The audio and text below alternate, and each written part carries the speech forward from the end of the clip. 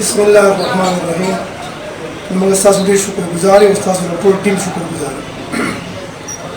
کرونا وایرس باره کې خو کوم حکومت چې کوم مخکې تدابیر کړو او هغه چې کوم لاک ډاون کړو هغه کړو، نو هغه وخت کې خلکو ورک یې چې به موږ د خپل ځان خیال ساتو او د خلکو خیال ساتو.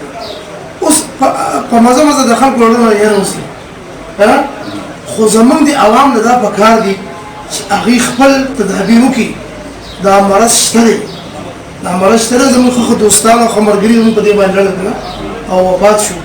نو زما خپل لوی ډاکټر دی کمپلیکس کې دی، هغه موږ ته روزانه راپورټ راکوي چې دونه مریضان شو په پاکستان کې، دونه مریضان شو.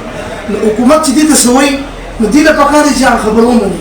ځکه چې زموږ پښتانه چې کوم دي، موږ لږه سرتیزي کوو په یو کار کې، په موږ باندې حکم منل لږ ډېر وخت پرې لګي. او دا نور علاقې چې کومې دي، نور زموږ صوبې چې دي، هغې ته چې حکومت څه وایي دا هم په هغه خبره باندې عمل وکړي. نو موږ هم دا پکار دي چې بهی حکومت خو زموږ دپاره لګیا دی، حکومت زموږ د فایدې دپاره خیر ښېګڼې دپاره لګیا دی.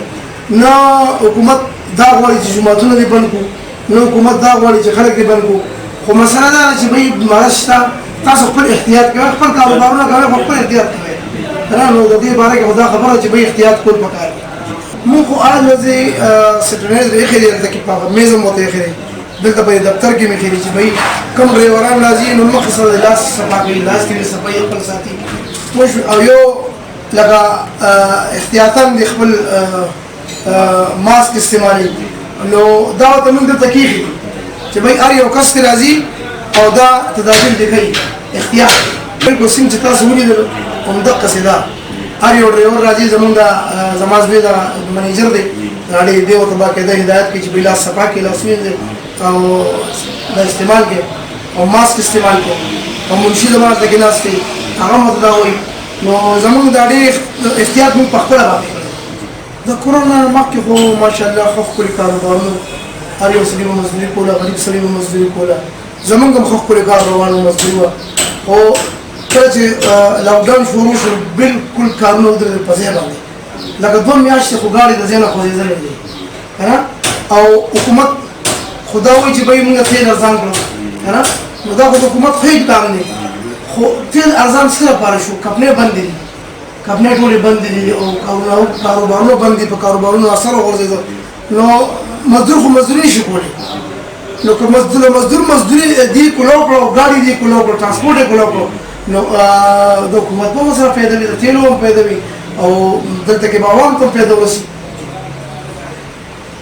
یعنې جي زموږ خو اتفاق فلاحي تنظیم زموږ په میرویس کلي کې او زه د هغې چیرمین یم.